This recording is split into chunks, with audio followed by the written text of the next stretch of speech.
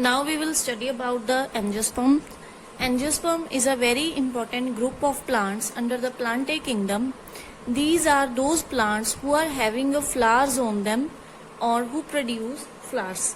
So the another name that is given to the angiosperm is the flowering plants. So all the plants around you that are having a flowers on them, that are known as the angiosperms. For example, I am having this small branch of a plant who is having a flower.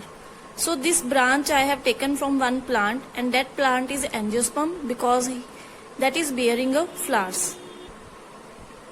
Second character regarding the angiosperm is about their seeds. Angiosperms are having a seeds that are not present naked on the trees. Seeds are enclosed in a fruit. Means the seeds are present inside the fruits on angiospermic plants. Further, angiosperm plants are classified into two groups, or they are further divided into two types of the plants on the basis of the type of the seeds and about the root system they are having. The types are that under angiosperm plants have been divided is a monocotyledons and dicotyledons. Now firstly we will study about monocotyledons in detail. Monocotyledons are those angiospermic plants who are having a single cotyledon in their seeds. Mono means single and cotyledon is a leaf-like structure, small, present on the seed. I have taken some seeds here that are of maize and rice who are having a single cotyledon. For example, these are the rice grains, and this is the white part that is visible to all of you is the cotyledon.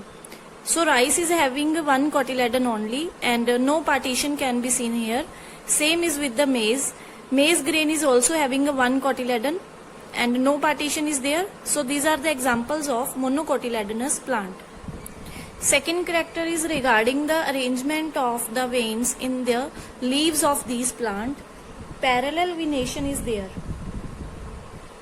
Parallel venation means in the leaf the veins that are present that are parallel to each other.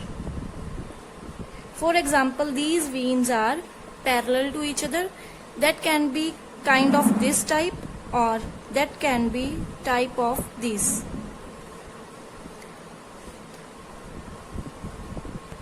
Here I have taken one leaf of monocot plant. In these veins are easily seen that they are parallel to each other. So this is example of parallel venation. Third character is regarding the root system that these plants are having. So there is a fibrous root system. Monocot plants are having a fibrous root system.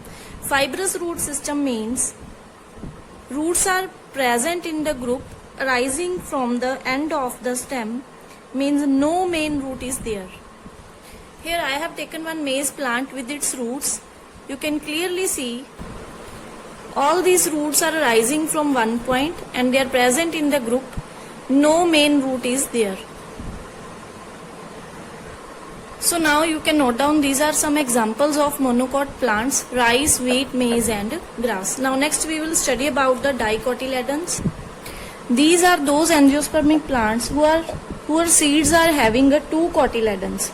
Di means two here. Here we can take example of black chickpea or white chickpea. For example, I have taken here one grain of white chickpea and another whose cotyledons I have already separated.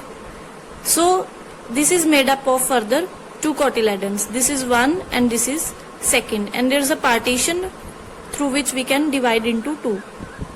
Secondly, another character of dicot plants is the venation system.